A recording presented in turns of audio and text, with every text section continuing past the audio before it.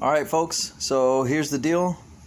I have a GE dryer over there. I went and found, well, the water rose here in Tampa a couple of feet a few weeks ago, and so the water got up to the dryer.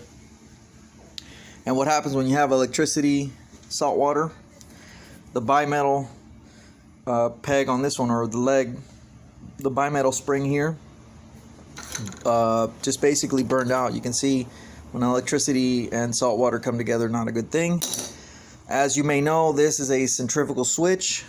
Those of you who are out there looking for them right now, I know you're desperate looking for them like I was. You're not going to find them online. I didn't. If you do, man, shoot a link. But yeah, so my cousin actually had two Frigidaire dryers, identical, that he's trashing, and I went and pulled one off. Hey man, these are identical, so they're pretty much interchangeable, even though some of these numbers don't match up.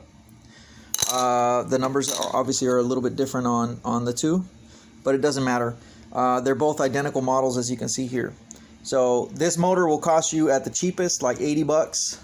It comes with one of these centrifugal switches, the motor start switch.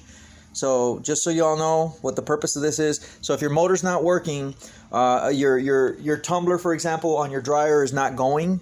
You can hear it humming though. Usually what that means is that this switch is faulty, or that maybe this is stuck, because what this is weighted. It has two little weights inside, right? So once this starts, right, when this machine first turns on, the current is going through the shortest winding on this, meaning that the power is going almost directly through the motor in the shortest path possible, so you have the most amount of pull. That's because you have a tumbler full of wet clothes, etc. So this will start off in that slow motion. Once it gets up to speed, these two little weights spin out and pull this forward, and so they release this switch right here, and when it releases a switch, it moves the current from that short winding into the longer winding in the motor. So it goes like an example would be a car in second gear. It just goes from first to second gear so that you don't burn the motor out going through the shortest winding, too much torque. It goes into the second one, so it goes into cruise control, right? Second gear.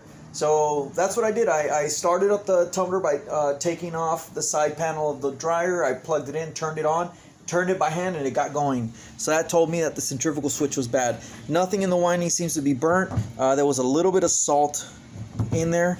As you can see, some of the parts are rusted, but it didn't run long enough with any salt water in there. It actually dried out before it did, but so it didn't burn the motor.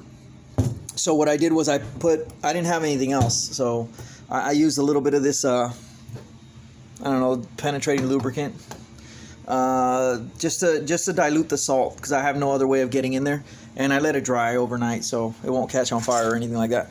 The windings are fine. There's no shortages or anything. So just so you know, instead of replacing a whole motor when you have a problem like that where you hear the tumbler humming and you can actually turn it by hand and get it going, it's usually this the switch, either this or this mechanical piece right here. It may need a little bit of lubrication, and just make sure that it opens and closes the way it's supposed to. This one's free and clear, so it's not stuck. Sometimes these get stuck and it's not necessarily the switch. These don't always go out. So just so you know, there's your tip of the day. If you can find a dryer that has one of these parts, go and get it. It's two screws that holds it in. It pulls right off the motor and unplugs. 3 of these little terminals unplug. These are worth gold. So if I got another couple back at the base, I'm going to take them off and I'm going to put them on eBay. So look out for those if you're looking for one of them. Right on.